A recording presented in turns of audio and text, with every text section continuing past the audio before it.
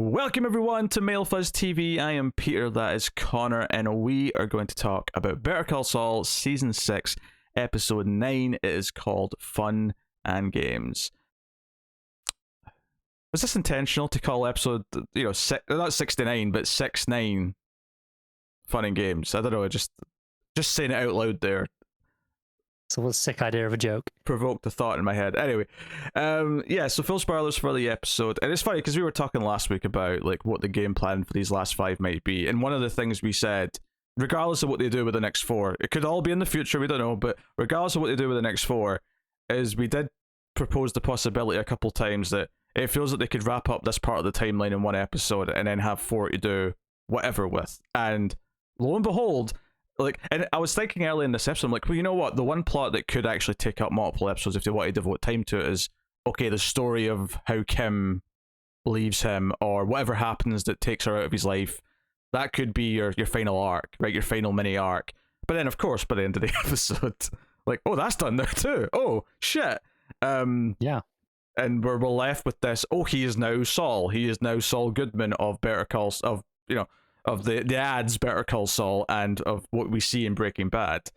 Yeah, it seems to be very clear we're verging right into the kind of Breaking Bad timeline by the end of this. Yeah, I don't know if it's still technically before or... Because obviously it didn't show up in Breaking Bad until Season 2, so it's entirely possible we're actually in Season 1 of Breaking Bad now, timeline-wise. Like, I don't know how it... Yeah, and I'm sure... Because he was probably still doing his own stuff as well during Breaking Bad, right? Oh, yeah, I assume, yeah. Yeah, so there's no reason theoretically this couldn't be during Breaking Bad, right? I mean, there's definitely a bit of a time skip. You know, when we jump ahead to him having the big house and he's with the prostitute and, you know, obviously the start of the episode kind of signals it by putting the sign up. You know, that's still in the, that's the morning after where they're pretending to be normal after the Hamlin incident and Mike's told them to be normal. Now that I think about it, no active spoilers here because I don't want to reveal anything, but there's definitely been some headlines over the past few weeks that would suggest to me we are in the Breaking Bad timeline, like specifically kind of in the era of that show. Yeah, I mean, I've not seen any of this, so this is just me purely what I think. But we're in the part of the show now where if they're going to pull a big cameo, like this is when they can do it. Oh, definitely, yeah. And if we're actually jumping ahead, so we're relatively late in the Breaking Bad timeline as well at certain points, because if we're just going to, because we could either jump into the black and white part of the timeline immediately, or if we're going to go a little bit of like a sort of quick jaunt through what Saul's been doing, other than what we saw in Breaking Bad. That feels more likely. Yeah. I would suspect, given that we're clearly not at the black and white point of the timeline at the end of this episode. No, but it wouldn't shock me if it just skipped ahead. Like this was just like now he's that Saul, so we know the next part by and large. It could do that. I feel it would be more likely, at least if it was me doing it, and in the way that this show's set up. If I was only going to show just this one snippet and then cut straight to the black and white part, I'd have done that as a pre-title sequence rather than at the end of an episode. Sure. Or you could have done it here at the end of this episode and just cut to him sitting in like his black and white house and then hit credits to let everyone know this is where we are now. Yeah. I feel the fact that it left it pretty definitively where it did for this episode, that we're going to be spending at least some time. I don't know if it'll be a full episode. Maybe it'll be more. It's hard to say at this point. It could be significantly less, but I think we'll be spending at least some time at the start of the next episode around this time period. That's fair. And I think, honestly, a cameo from any of the big characters from Breaking Bad at this point, if you're going to be doing stuff set during the whole time period, potentially, it's not going to feel as egregious if it's later on when he was actively having a relationship of sorts with Walt or Jesse or whoever. Like, yeah, there was working relationships going on. So, like them coming by the office, and maybe that'll tell us when it's set, depending on what they're there to talk about or something. It's like, okay, this isn't as egregious as, like one of them drives by in the background. There's a special cameo. That would have annoyed me a lot more, right? Because I think we've talked in the past about like how happy or upset we might be if they show on a cameo. And I think if this is the way they're doing it, and we're actually going to be we're going to get a speed run through Saul's side of Breaking Bad, not stuff we've already seen, but the stuff that's relevant to his story that wasn't in that show before we get to the final stuff. Because that show wasn't his story. So. No, he had stuff, but he didn't have a defined arc in the same way other characters probably did. Yeah, I'll be honest. If I knew I was going to do this, I'd have rewatched Breaking Bad like before this last batch of episodes. So next episode, you could have caught all the little references to exactly whereabouts in the timeline. Things yeah, that's what I kind of like. I'm like, hey, you got a week? Can I do 60 episodes or 60 plus episodes? And that's more than that, even, isn't it? Because it was Breaking Bad was like 13 a season for a lot of its run. How many episodes was it? Season 1 was short, but the rest of it was all 13, and then the last season was like 16. So yeah, it's more than. Saul's easy because it was 10 per season till this final season, so it's just 60 plus whatever the extras. So there were 62 episodes of Breaking Bad. Really? Yep. Well, at least Wikipedia at a glance. Oh, but there's only 5 seasons. That makes sense. Yeah, it's 5 seasons. Ah, yeah, okay. So yeah, okay, it's not bad. That's still a lot to do in a week. First season was 7. Yeah, season 1 was short because that was the writer's strike. Yeah, of course it was 7, 3 13s, and then 5 was the 2 8s, kind of split in half. Yeah, the 16. Yeah, I'm not doing it. Like, there's no way I'm watching all that in a week. But no, because I've got other things to do. I've got other shows I want to start. I'm in a good show catching up mood, and rewatching all of Breaking Bad. Not only takes away that, it takes away all the other work I need to do as well in the next week. Oh. Yeah, it's not happening. But had I known, like, for that month off, if I had known that it would be good to catch up on my Breaking Bad lore and like remember it all again, I might have spent that month doing it. Maybe just read Reddit for an hour. Oh yeah, I'll do some maybe there's some recap skims or something. But anyway, yeah, a lot of potential here for whatever they want to do with that. I still expect we're going to end in the black and white. I mean, it may not stay black and white. They might like do a thing where it transitions to color once it's like like this is where we are now, depending on what they want to do. What I would say though, I'll say 2 things. I would not be surprised if we never see Maker Gus again, and that's okay because it feels like their stories are done. Certainly the important parts of their stories. Like if they have a cat, I'm not going to be mad if I see them again, but we don't need to see them again. I'd still feel like I was missing a little something at the end of Mike's side of things, personally. Okay. I think I mentioned it last week how I wanted something more with his family. I think Gussie's story, like, finished this episode, like, perfectly. I definitely think Gus did. I absolutely agree with that. Yeah. Well, one thing, I don't know if I ever said this last week when I was talking about him making the choice, like, sort of knowingly to go and maybe encounter Lalo, hoping that he would. I actually thought of the perfect way of phrasing that. To relate to Walter's story, that was him proving to himself that he's the one who knocks, right? To put it in the context of Breaking Bad terminology, that's what that moment was for him. And I think in this episode, I'm like, how soon can we start construction again? I want to do this. And then he goes to the wine bar to enjoy the fruits of his thing. Obviously, there's that interesting little detail that he kind of chooses to not stay, that he can't get too comfortable or whatever. But it does kind of feel like, oh, this is like season 4 Walter. Or give or take. Yeah. That's where we are in Gussie's story here. So when we meet Gus in Breaking Bad, he's already sort of post that, and he's like just in power as Gus. So I think that's interesting. But we also more talk about Gus, but we'll get back to that. The other thing I would say is that we definitely are seeing Kim again. I would assume so. I think there's a slim possibility that they really want to just hammer home. No, this was it for her. Like, this was the out. But I think that would be unsatisfying, I think, to some degree, in that we want to see how did she end up after all this? Like, yeah, what did she end up doing? No, I think the way she left the story here was perfect, and I don't think we're going to see her before probably the finale. I think it's going to be, maybe they'll tease it at the end of the penultimate episode, but I think it's going to be the end. It's going to be the black and white timeline when he finally somehow sees her again, whether or not because he looks for her or because it's like a happenstance thing all those years later, whatever it may be. I think she's the only one that I have to see again out of all the characters that aren't Saul, because that's the thing. Like, there's a lot of time devoted this episode and last episode to Gus, to Mike, and I feel like that makes a lot of sense, especially now given that it's going to really just be Saul for a few episodes, probably. Honestly, there was a point in this episode where it was coming up on the halfway mark where I was like, I don't know if we're going to go back to Saul and Kim. They had the opening sequence, which kind of ended with them going, all right, well, it'll be fine, and then we spend probably a good 25, 30 minutes. Yeah. Because it's a longer episode. Last week was only 40 minutes. This week was a full hour almost. It was like 58 minutes or something like that. So, they're using their time wisely. They're not like inflating episodes or shortening them to hit a arbitrary limit. They're using how much time they need. And I felt that in this episode. It didn't feel too long. It just felt like they've got all these things to do in this kind of almost like finale in and of itself before we move on to our kind of epilogue section of the show. I think worth mentioning credit to AMC for allowing that freedom and just kind of being flexible with their schedule. Clearly, they know what their darling is. But it would be easy for them to kind of go, no, it's got to still hit this parameter, like you would typically expect. But they're pretty varied runtimes, I would say. Yeah, certainly as time has went on, it's just gotten more varied in the last couple of seasons where they've let them just kind of do what they want or need to. Thing, yeah. So we spend like half an hour away from them, almost to the point where I was like, oh, is this not really their episode? And then the last half of it was like, oh shit, no, we get some of the best Saul and Kim stuff that they've ever done. So what wild and how it's structured this episode and all the things it puts us through, I think.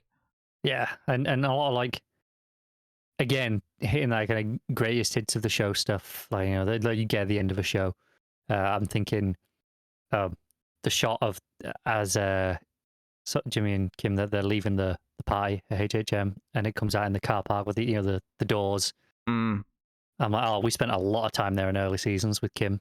That's very reflective stuff. Yeah, I think even the idea that like Mike's interaction with natural, that's Mike's story of this episode. Is he wants to put it to bed. He wants to not think about it. He's cleaned up the murder and everything else, but he can't let it go. Natural's father. He has to go and tell him that his son's dead, and give him some closure. And because we know Mike's an honorable man, but when he talks to Natural's father and they're separated by that fence, and I think that's an intentional choice of like they're on a different side of the line. Even though Mike is a good person to us and he's got this sense of honor, he is in that side of the line, and he is in this corrupt, gangster-filled world. And Natural's father says, all you gangsters, like, you talk of justice, but it's just vengeance. And it honestly made me think of his, Mike, still Mike's best scene of the whole show probably is him talking about his son in season 1. That was the moment that just elevated the whole show. Like, and not that the show was bad before that, but that was like, okay, I now see. That was kind of where it justified having this prequel, for the first time. Now I see where the stratospheric line is that we can hit now. Yeah, I think early on it was very easy to be like, all right, I get why Saul's here because that's the point of the show. Mike, it was like, especially early on when he wasn't really involved in anything. He was just, the parking lot attendant. Yeah, it was just his job, and then it sort of slowly brought him in. Yeah, there was a point on where we were like, why is he even in this show? Like, you could have made that argument, and I think that was kind of the moment where I was like, no, this is why. It is worthwhile having him here. Sometimes there is like an argument to like, especially when you trust the creators, just trust the story, trust the process. Like, they're not going to like necessarily unveil why he's here on episode 1, and obviously now that we're in the final season, it's like, well, obviously he had to be here. Like, there's no question in our minds. And I don't think I necessarily had that complaint at the start, but I'm just saying, objectively speaking, I think I can understand where people might have felt that at the start of the show. Yeah, but there was a lot of things here that made me think of that. I think partly is the idea that Natural's this younger character, Mike's looking at a father, so it's like father figure to father figure. I'm saying Natural saw him as a father, but I think Mike, in looking out for him, naturally kind of did.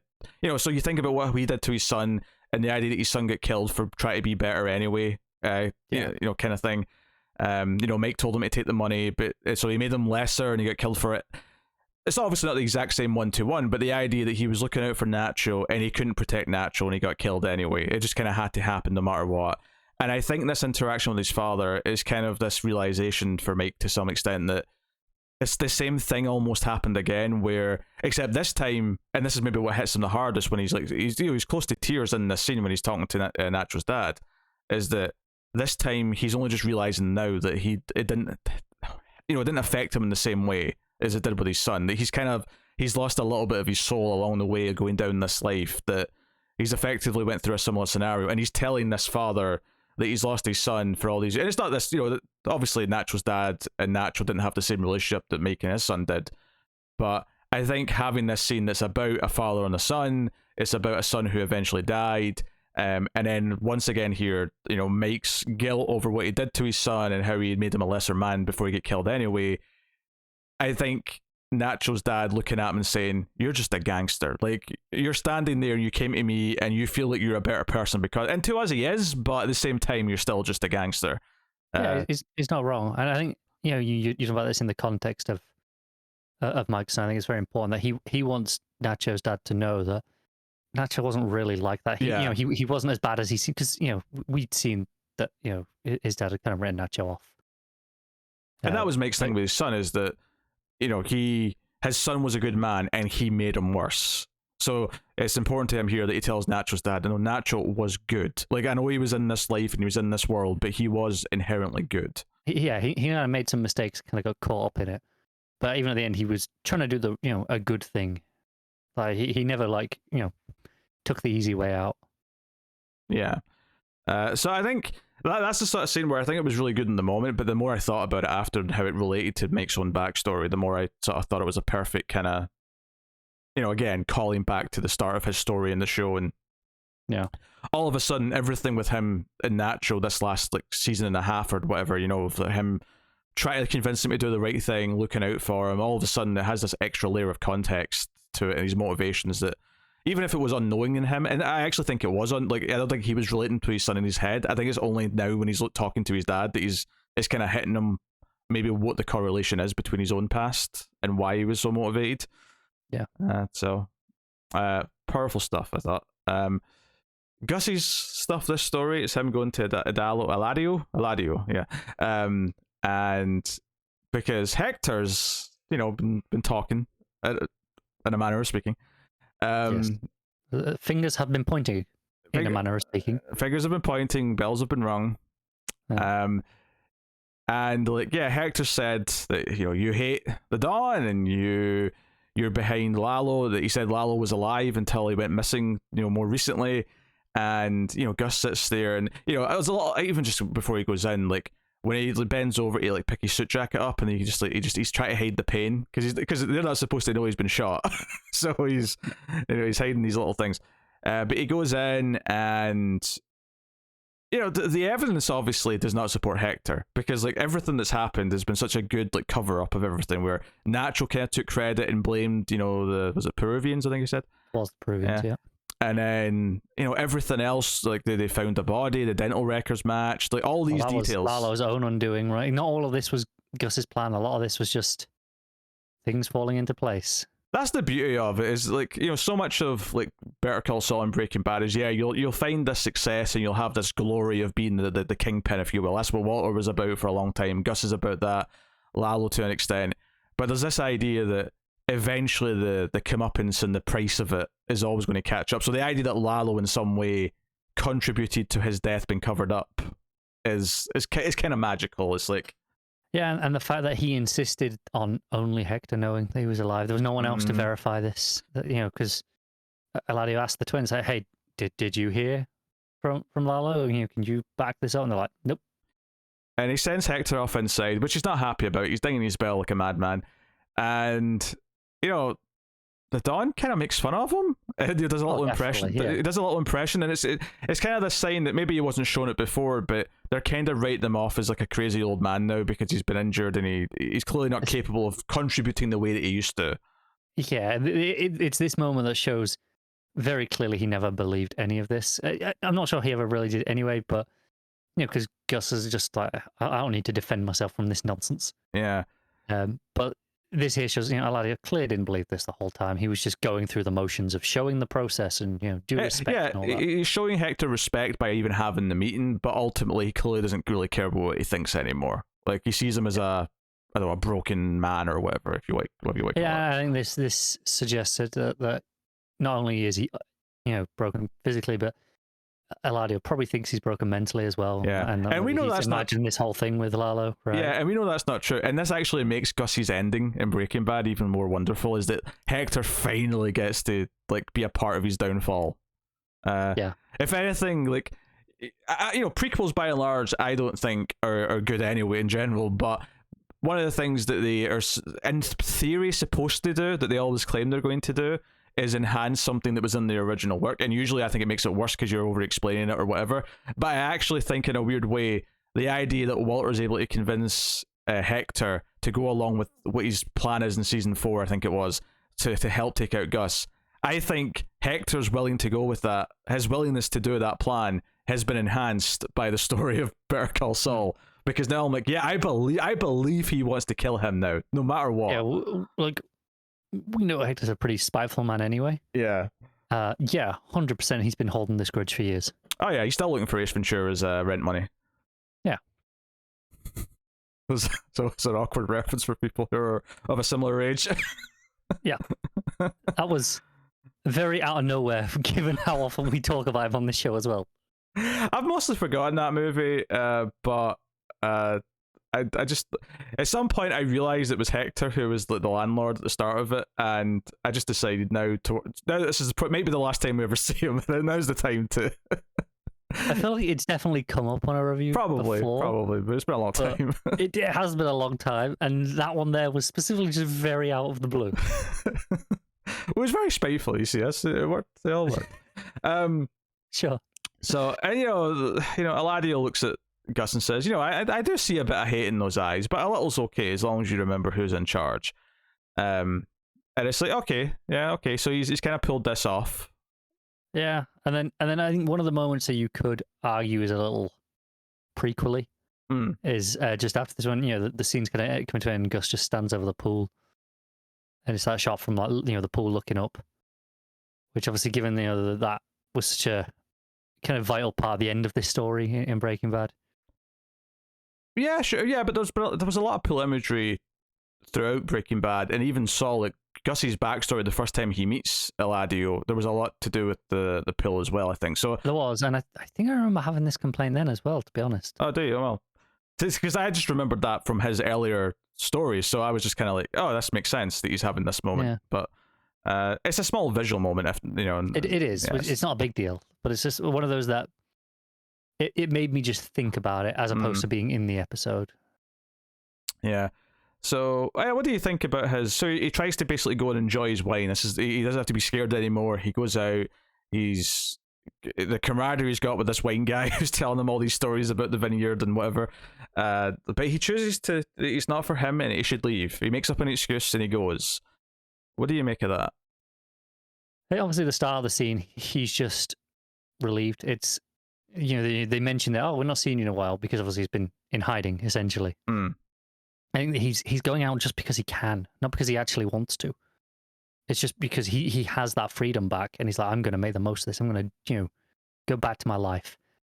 And I think by the end of this scene, he's kind of realized this isn't actually his life anymore. Things have changed. It wasn't just a temporary little bit in hiding. The showdown with Lalo, kind of pushing back to all right, construction's getting restarted. All those things it's changed him in general. His new position, under the Don, he's like, no, I need to get to work. I'm going to make the most of this. And, he realizes that, okay, this isn't necessarily where he actually wants to be anymore. Yeah, I think it's partly a testament of his, ambitions versus, just him actually, some people are workaholics rather than, and we've seen him, He always has been, right? Yeah. We've seen that, he kind of pushed that ethos into his chicken business as well. Yeah, the staff are scared. This will be acceptable. After 5 attempts at cleaning the bloody thing. Yeah. But yeah, I think the way that the tone changes in his face, though, it does make me think that there is kind of almost a negative realization for him as well here, where there's always going to be a target on him to some extent. It may not be as notable right now versus what it was a week ago, but there's always going to be some kind of target, and eventually he is assassinated. That proves to be true in some extent. Mm-hmm. So yeah, I thought it was an interesting scene, but it definitely felt like a capper to his story and the idea, because a lot of his feelings of elation, where he's like, we can start construction again. I've gotten away with it. I've pulled this off. I was getting so much water. It really made me realize, I think. And I'm sure I thought of this when I was watching Breaking Bad, but the idea that Gus was just an earlier Walter, and that he got to this level of success, and obviously when they finally meet in Breaking Bad, there are different stages, but Walter really is just the next generation of Gus. If you even call it a new generation, it's just a little bit down the line. But probably why, to some degree, Gus is a little bit scared of him, right? Later on in the story, because he recognizes, hey, I remember feeling that way too. Hector and Eladio, for example. I mean, that's in terms of crime and gangster stories, that's like even The Wire plays with that idea. There's always eventually your time is up and there's a new generation that are going to take over because they're going to... I mean, hell, Star Wars plays with that. I feel like the drug dealers in The Wire is a better comparison for the Breaking Bad universe, but sure, all right. Sure. But there's always two Sith because one has to take over. Aye. I'm just saying. Yeah, so it's almost that like, because Gus's whole thing in Breaking Bad is right from the get-go, he's kind of prepping for someone to like take over from Walter. Well, once I forget his name, but the guy he brings in to cook with him to eventually take over once he knows how to. Yeah, but like that's his whole plan from the get-go is that he wants to replace Walter. So he wants to be able to kill Walter and then keep doing what Walter was doing. So because he recognizes he doesn't want Walter having that power. He just needs the formula. He needs it recreatable by other people, and then great. Don't need Walter anymore. His power's gone. Yeah. So now Gus's story wrapped up wonderfully, and that takes us to Saul and Kim, which you get the montage at the start. They're going through their motions. They're having good days. Kim, helps a client. We always get the details. It's all in montage with music, but they look very happy at the end. Like she's done a good job. Saul's put his sign up. He's hard at work. But then we come back to see them again. We see them arrive home and they sort of stare at their apartment, and there's a little bit of we'll make this better. We'll go and stay in a hotel for the night. We'll move as quickly as we can because we clearly don't want to stay there anymore.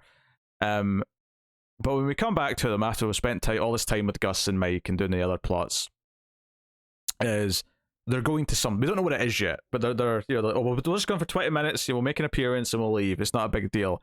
And then the moment they walk into the HHM like lobby, and it's like, oh, this is Hamlin's like service. Like this is the funeral.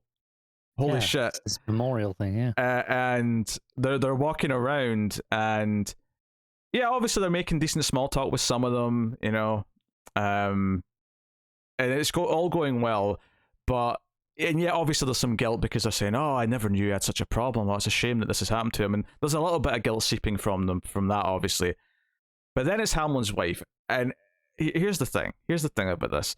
Is that I think by showing us that Hamlin and his wife weren't in a good place and that they were kind of just on the verge of a divorce themselves, I think that actually made this more powerful, that even now, even in that state, she's like, no, I know my husband. Like, I don't care that we were falling out or we're getting divorced. Like, I know him. Like I know who he is through and through, and so that kind of informs Saul and Kim in a weird way because like Kim knows Saul through and through, and that's kind of part of her decision, later in the episode. But the idea that they have to double down on their lies to his widow, who is like straight up calling bullshit on all the details, but they keep reinforcing it. And eventually, Kim like has to step in with this extra little story where she saw him doing some, possibly snorting something years ago when she still worked there, late one night. Like the whole, and it's that thing where it keeps cutting to Saul's face as he clearly knows this is eating at her, like having to do this, but it's Kim stepping up and like putting in this final layer of the lie to just sell it. And obviously, I think that the beauty of this is the final moment that actually does sell this to her. Is not anything they say in the moment. It's the lie they set up for months, right? It's them establishing it for months. She turns to Ed Bigley Jr., who's the character's name I always forget.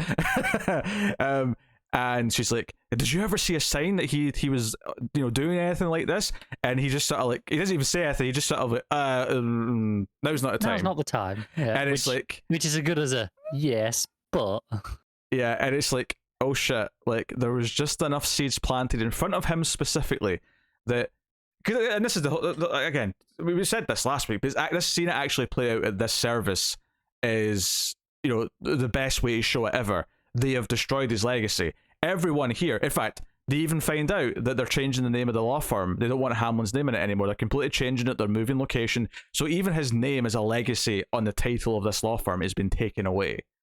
Yeah. and they did this to him. Yeah, it's brutal. You know, there's no getting around it. This is like they've completely destroyed this man's legacy, and even his wife here seems to be convinced right at the very end. At least enough that she's walking away and crying and isn't fighting anymore. Yeah, up till that moment, it's like there's this defiance. Like she's accepted that he's probably dead because the police have told her that, even without a body. But she's like, no, this isn't what happened. This isn't the reality of it. Yeah, and then as she walks acround, that's the grief finally is hit. And when they go outside to the car park, and Kim kisses Saul goodbye. They're going to go and do the rest of the day. There's definitely obviously Saul's like completely saying, okay, now we can start to heal. Now we can start moving on. We can start to forget this, and so on and so on. Kim's clearly shook by the whole thing. She has been all episode. Then we get this wonderful scene in the court where Kim's with a client, and she's like, hey, I have to request that we delay this, even though she's the one who set it up in the first place. There's going to be a replacement attorney. I can't do this case anymore. And she won't say why, and the judge is like, if you're not going to tell me why, and you put all this together, we're going to do this. And she's like, sorry, judge, sorry, your honor, we can't do this today. We can't proceed in the current circumstances. And he's like, why? And she's like, I'm not an attorney anymore. And which, to be fair, is a good argument. I don't think the judge can argue with that. It's like, nope. I'm pretty sure legally there's probably some issues with just pretend for one more little hearing. Yeah, it's not great. Yeah, and that's the sort of, obviously this is like a moment for us because we're like, shit. We obviously know there's going to be some big changes, but I think part of us, they set up this season that maybe she could still do a lot of good as a lawyer away from Saul. That was it. We'd obviously known that the personal aspect of her relationship was about to change pretty drastically, but we didn't necessarily suspect the professional aspect too would also be gone. And I think there's a mirroring here that she took this from Howard, so she doesn't feel like she deserves to keep being a lawyer, despite the fact that she spent most of her life building this career, and she's good at it. I think that guilt's there, obviously. Maybe she feels like just on a moral sense, because she's done so much shady stuff, and it tempts her into playing these tricks that she can't be near it. It's her. It's her. In the same way that for Saul doing the shams and the cons is kind of the addiction, slipping Jimmy. Her slipping is the lawyer work to an extent. Yeah, she always justifies it as, oh, well, I'm doing it for the right reasons. It's Howard aside, all the other ones she pulls in terms of relevant to her cases, I was like, oh, because it's the right thing to do. This person needs it. It's not just about winning the case. It's because it's the person's in the right, usually in her mind. And it's expertly told, this next part as well, because she's waiting for Saul to come home, and she's worried, and he's clearly found out. He's found out. Maybe she's phoned him. Maybe he's found out from a third party. I think someone's mentioned it to him. And he's coming up through the stairs. He comes in yelling. And what's so good about this is that we buy that she's worried about either telling him, or once we realize that he's already found out, just being confronted by the fact that now he knows, right? And what's this conversation going to be like?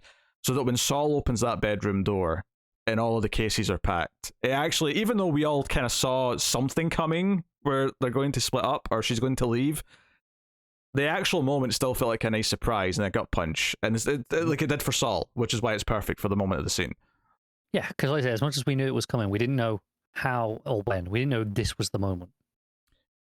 And there's some wonderful extra layers here, because this is not "I hate you" now, Saul. In fact, when he says "I love you," she says it back. We love each other, and clearly we make each other very happy, but we're toxic. We bring out the worst in each other, and that's why Hamlin had what happened to him. She definitely feels like she's making a sacrifice. Yeah. Right. This is not about blaming Saul for being the evil influence and I'm getting you out of my life. This is, no, we have to just not do this for the good of everyone. And she's right.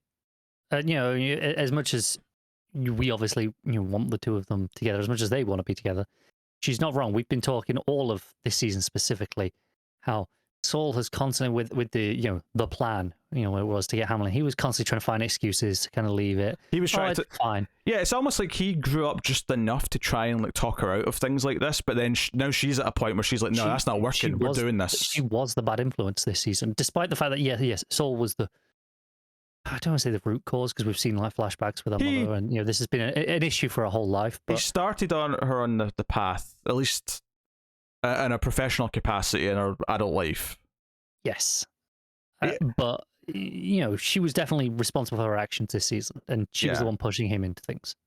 There's no doubt about that. So yeah, when she says they're bad for each other, she's not wrong. Yeah, talking about parallels to Breaking Bad, there's a very specific scene in the finale that this scene conjured them for me. And that is the scene where Walter finally just says truthfully like what his motivations were or why he kept doing what he was doing. He finally says I did it for me, because that's the thing, for like 3-4 seasons of that show, I'm doing this for my family, this is all for my family. If I die, they get money. And he finally just says it, that he liked it, that he was good at it, and it was addictive, right? And it was something that the audience knew for a long time by that point, but he finally just came out and said it, and it was satisfying. And I think him having that moment, but being mature enough and aware enough to do it before it got. Oh, sure, further. Yeah. Specifically, obviously all of that, but I think the specific moment that made me think of I did it for me was the admission that she didn't tell him about Lalo. But Lalo, she knew he was alive. And the reason why she didn't tell him, because it's one thing, it's, I don't want him to be scared or looking over his shoulder, because that's kind of like how we maybe interpreted it at the time. But she admits here that she didn't tell him because if he knew about this, he'd get scared, they'd go into hiding, they'd abandon the plan, and that's the key thing, the plan itself, because she was having too much fun doing the plan. Not just the plan, either, though. The fact that she said, if we're not doing the plan, there'll be nothing holding us together, we'll break up. So it's not just this plan specifically that she was having fun doing. It was their relationship was always going to lead to. There was always going to be another plan. But like I think but she says the breakup thing, like the breakup would lead to the plan not happening. Right? That's the way she phrases it. She says we would break up, and then that would mean we would stop the plan, and I was having too much fun.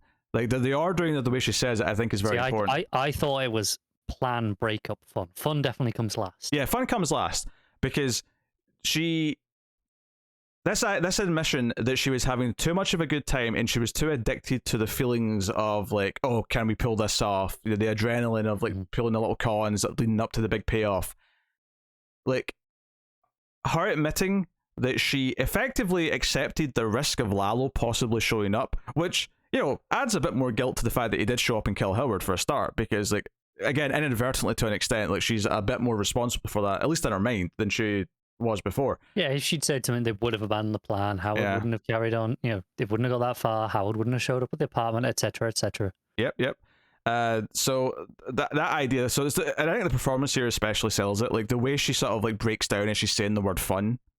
All I'm saying is I know it's not, this episode in particular isn't eligible because of deadlines and stuff, but if she doesn't win the Emmy this year, that there is a crime against humanity that has happened there. Yeah, but technically they can nominate her again next year for this batch of episodes. Well, then she should win it twice. But yeah, the way she breaks down, she says fun, is she's like disgusted with herself, that her enjoyment is what led to this. It wasn't like she was doing things because she needed to survive. She was doing something for the enjoyment of it, and it led to what happened to Howard. It's led to what's happened to everyone around him. His legacy's been destroyed, and this was someone that she did relatively respect when she worked with them. This is someone who we see as quite a likable. This wasn't some asshole who was awful to everyone. Like, and as well when they're talking to the widow, and she says, "Oh, Howard says you were harassing him," to Saul, and he kind of like has to own up. Yeah, I was being kind of hard on him for a bit, because not necessarily talking about this year, like and like confirming like what he was saying about this is all bit like Saul's behind all the rumors and stuff, but more just like last year with the bowling ball and other things like that. Like he's sort of admitting, I gave him a hard time, I kind of blamed him, and he does use a bit of truth. The best way to sell a lie is with some truth. He's like, I was kind of my brother respected him more than me, and that kind of ate at me. I was like, yeah, we talked about all those moments that do take place after this in the scene, but with when Kim's telling her lie about seeing Howard, and it keeps going to Saul and seeing showing his reaction to this story. Yeah, with the same thing here where Kim kind of knows that he's telling for that moment that's the truth. There's a lot. You can see that there's truth in what he's saying there, to the point where there's some genuine behind it. Whereas Kim's story is completely bullshit. It's completely just made up nonsense. Yeah, but she sees that truth, him admitting that, which is something that he has always kind of pretended wasn't the case. He's always kind of not confronted that fact. So showing it here, in this context, still there's still like quite a big moment of personal growth. Still, I think there's the way Kim's looking at it and seeing him. Yeah, and it's almost like this thing where he might still never have said it, but it was just he was backed into this corner where it was useful, so he said it out loud, even if he wasn't realizing that it was going to be this honest moment for him. Mm-hmm. But it came out of him. Yep. So even now, Chuck's still relevant. Even now. Oh yeah, isn't he always? That's good stuff. Because even early in the scene, he introduces himself to her as Chuck's brother. Like that, that's how she would know him. So, and yeah, all good stuff. So, Saul pleads, don't do this kind of thing, and we jump ahead. We jump ahead to Saul waking up in his fancy mansion. I love like the way that this shows us the time. Because obviously, the setting and having the prostitute there tells us a reasonable amount anyway. But we've talked a lot on this show, especially earlier on in the show's cycle, where okay, this is set before Breaking Bad. He's obviously older, and then we have those pretty hefty flashbacks on top of that within this show of him being even younger. And the way they just like they don't mess around with other characters. They just go, screw it, some makeup, mess around with the hair, that'll be fine. And this here, you just see his hair flopping over, right? Yeah, he's clearly quite bald in the middle now, and the whole time in Breaking Bad, he was combing over to like hide it. So it really sold the difference. Even if if you look closely at his face between the two shows, obviously he's older in Saul than he was in Breaking Bad, but whatever. Yeah.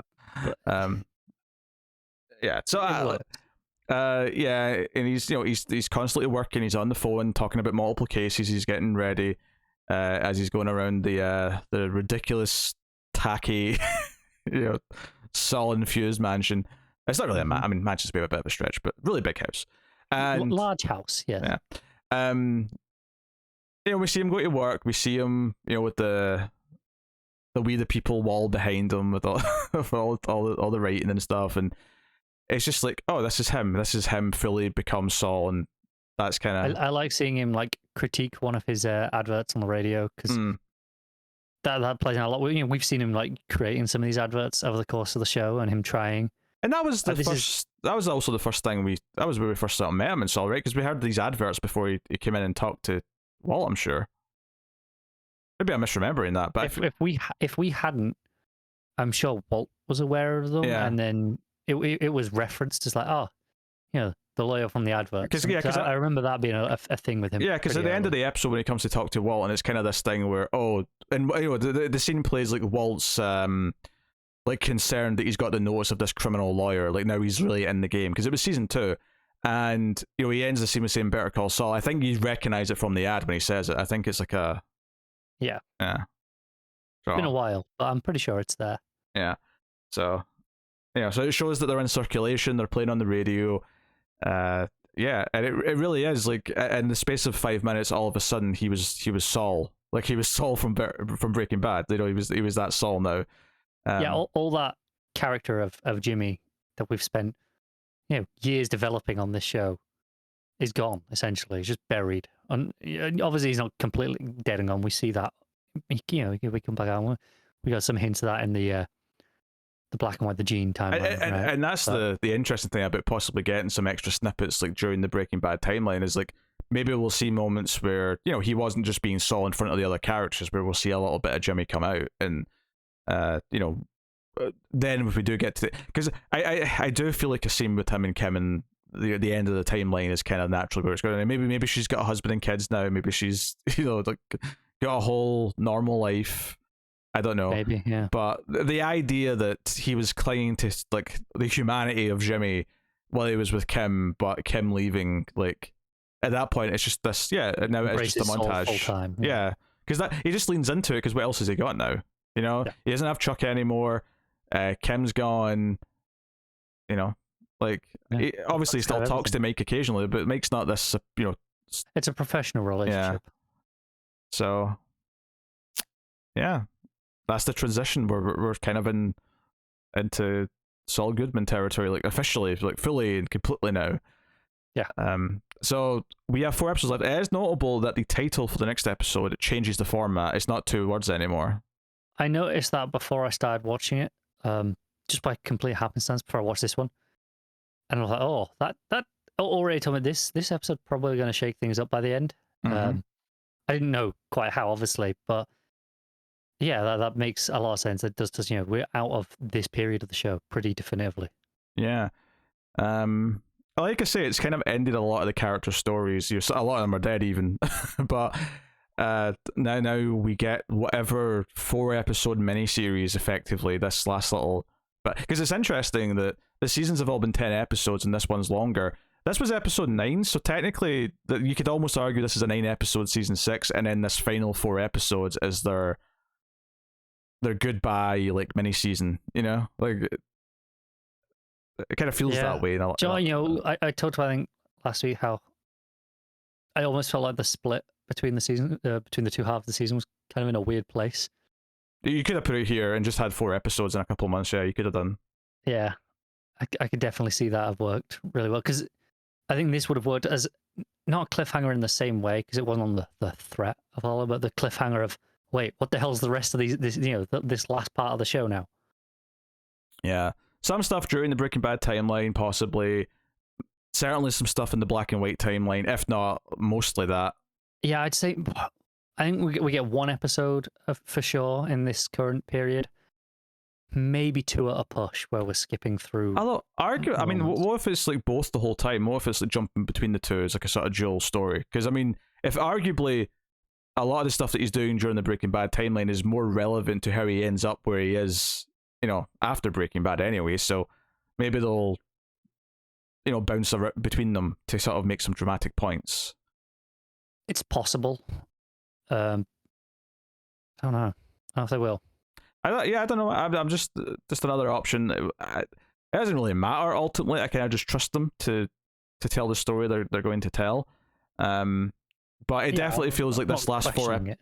It definitely feels like this last 4 episodes is about reflection of the entire character of Saul and Jimmy, and who he is, how he became what he was. Everything up until now has been the creation of Saul. I feel like these last 4 are going to be okay. This is an epilogue not only to this show, but it's an epilogue to Breaking Bad as well. It's an epilogue to the whole journey, for that character, and to Kim as well. I think as well. Like I think it'll probably just be one great scene, but I fully expect a scene with him talking to Kim in the finale.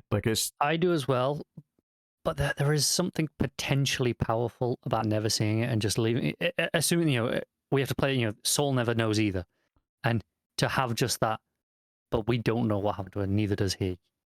That's potentially powerful. I don't think they will either. How they're going to do that? I could see them, maybe he sees her but chooses not to go up and talk to her. Like maybe he chooses to leave her in her life alone. I could see that being like a powerful little quiet moment. Like looking in the window sort of shot. Kind of, yeah. And she's there having a Christmas dinner or something with the family. She's carving the turkey. But what if he finds her and she's living kind of a shitty, just like the same as him? It's like the same kind of like pathetic, I'm just keeping my head low and not enjoying life because, well, that'd be an interesting little parallel to put on them at this point. Interesting. Yeah. And then if they do have a conversation, is there like that? Maybe they could leave it ambiguous. Like, are they going to like in some way get? But not that they're going to start doing cons again. But the idea that after all this, then they've realized that their lives are so crummy separately that maybe we abandoned the good part of what our relationship was because of all the bad things, but rather than actually just addressing what the bad things were. This is where it led us. Yeah, I don't know. I will say the only real way, because as much as I need to tell you, it would be potentially powerful to not have a scene with Kim and kind of leave Saul not knowing. The only way that is satisfying for me to not have that is if there is a spin-off show coming and we're getting a Kim show following whatever the hell she does. That's the only way I'm okay with it, really. Not that I'm calling for that, but also I would not turn down a show of Rhea Seehorn acting for being the lead. Well, Kim Possible's already been used as a title, I'm afraid, so we're going to have to come up with something more interesting. I think they can handle it. I think they can manage it. Yes, okay. Yeah, I suppose. I mean, I'm not expecting them to do it, but if they did do a Kim spin-off going forward, whether or not it's like jumping ahead to post Breaking Bad, or it's just like in that same part of the timeline, you get the natural thing of it's set after, so her getting older as the show goes on is fine because it is set later. Yes. So whatever. Again, I'm not expecting them to this, but I'm pretty sure I remember us mentioning they were looking at more potential stories in the Breaking Bad world. Because why wouldn't they? Right? It's easy, I guess easy money, relatively speaking, for them. I guess all I would say is there a story to actually tell? Like, you know, I don't know if there is. Yeah, do they have an idea? Because it kind of does feel like, you know, this choice by Kim doesn't wrap up her story where, and admittedly, yeah, you could have said the same thing about Saul. Is there a story to tell about how he became Saul Goodman? Turns out they came up with a pretty great one, and it was amazing. But so I suppose you could come up with something, but they nailed the perfect prequel spin-off show. I'd be scared of them ruining it with a third one that doesn't live up to the first two shows. So, you know. Yeah. No, I don't disagree with that. There's a risk in potentially ruining your impact of what you've already got, but I suspect AMC will just see the dollars and be like, give us a show. Like, if Gilligan's the one doing it, like, obviously it gets a fair shot. Like, there's no disputing that. Yeah, interesting. And hey, like, you know, I know like some of the cast from Breaking Bad came on and directed episodes of Saul. I wonder if another show. That means all the cast of Saul and Breaking Bad get to direct episodes of things when they feel like they'll never have anyone else direct an episode. They'll just rotate through them. No, it's a very satisfying episode. Obviously, there's still stuff to come. There's a lot of like that. I actually do think it's very exciting that they've got 4 episodes to do this post main timeline part of the story, because typically this would be like the last like 20-30 minutes of any other show's like series finale, and instead they're going to spend 4 episodes really getting into the grittiness of whatever they want to be the ending. Yeah, realistically we're looking at 3 to 4 hours still of runtime. Yep. So that's pretty exciting. Yeah, and because we are just kind of skipping ahead now and doing something relatively fresh. I mean, I know we've been teasing these future segments since the start of the show, but like they've been such a small part, and it's you know it mostly amounts to Saul's in hiding. There's certain things he can't do because it might draw attention to him. He had the health moment, so like, oh, now he's in the system. Maybe some will come looking for him now. Like, that's basically what we've had, right? That's me summing up from memory as best I can throw it together. So, you know, just wrapping up. Little follow-up tidbit to last week's. I mentioned that was the one where he'd had the heart attack. Mm-hmm. People may be confused because there was an article this week just before this episode came out, like, talking about, hey, tonight's episode's the one where he had the heart attack, and it was a whole I saw it a lot being shared around, and there was a clarification kind of issued. Basically, what I said last week was still correct. Odenkirk was like, oh yeah, I got a bit confused because when he came back from the heart attack, this was the first thing he shot. Because obviously they'd carried on shooting other stuff around him. They couldn't like hold the whole production. So he came in and did this stuff like for episode 9 before he went back and did the pickups for the last episode. But he straight up said, if you want to see what it looks like, what he looks like immediately before and after the heart attack, watch the scene with him, Lalo, and Kim at the start of the episode. Because you can see both sides of him during that scene. Yeah. Fair enough. That is Saul. We're gearing up to the big climax, and it's been very fulfilling so far. So I'm super excited to see what they do with these last 4. Should be good stuff. So, and Breaking Bad, thinking about it, like its last 2 episodes were kind of like that as well, where they kind of Ozymandias was kind of the end of the current stories, and then they had a couple of epilogue episodes, but they're doing 4 this time, and I feel like it's a pretty hefty amount. Like I said, 2 episodes was it's pretty more than the average show still. Yeah, but it's not insane. But 4 is quite a lot. So I'm fascinated to see what they do with these last 4 episodes. It feels like a complete, it feels like anything's possible really within, the